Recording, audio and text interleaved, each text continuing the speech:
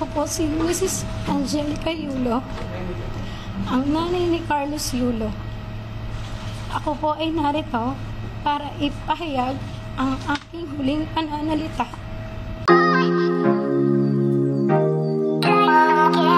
Matapos nang nagbigay ng pahayag si Carlos Yulo sa kanyang TikTok, ay may sagot ang kanyang ina kaagad tungkol sa hindi pagkakaunawaan ng mag-ina. Narito ang buong video. Liham ng isang ina.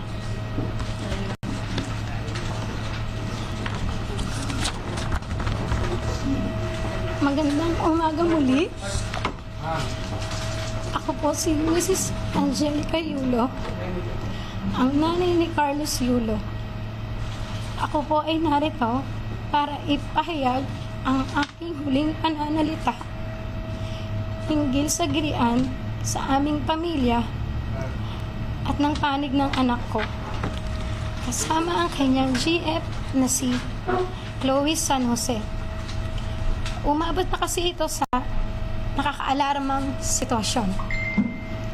Dahil buong sambayanan alam na at nakaabang na sa mga susunod na salita ng bawat isa kung kailan dapat ang ganitong hindi pagkakaunawaan naway nananatili lamang pribado at inaayos sa personal na paraan. Hindi ako perpektong ina at alam ng Diyos na hindi ka din perpektong anak at walang perpektong pamilya. Walang ibang hangad ang isang ina kung hindi ang ikabubuti ng kanyang anak at sa bawat miyembro ng pamilya. Sa paraan ng marahas, maingay, sana'y maunawaan mo na ang intensyon ko ay malinis. Ako ay isang ina na saktan dahil ang mabait na anak na pinalaki ko ng maayos at mabuting tao ay hindi na nakikinig sa mga paggabay ng magulang. Kung mali man yung naging pagpuna ko sa nobya mo, humihingi ako ng patawad dahil nanay lang ako na nag-aalala. Matanda ka na, kaya mo nang magdesisyon para sa sarili mo. Bukas ang aming pintuan sa tahanan, may pera ka o wala, kung nanaisin mong bumalik sa amin. Hindi na pwedeng bawiin ang nasabi. Ang amin lang, handa na ako at ang papa mo mag-usap tayo ng bukas ang loob na may pangunawa anumang oras na handa ka pag-uwi mo upang maayos ito.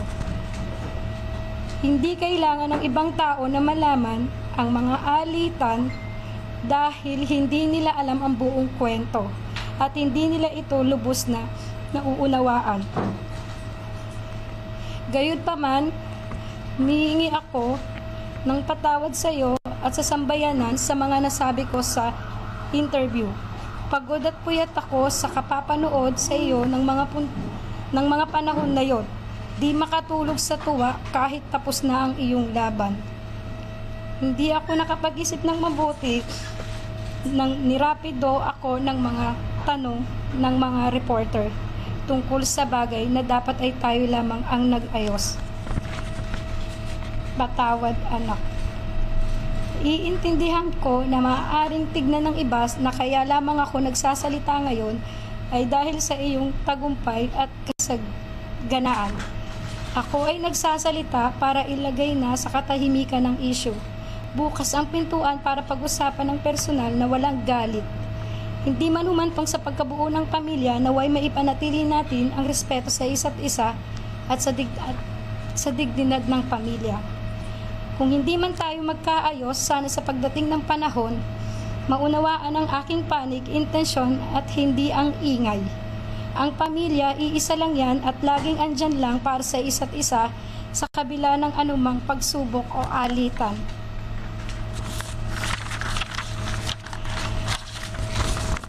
Ito'y pilit nating unawain hanggang wala na tayong maisip kung hindi ang mag-ayos siguro.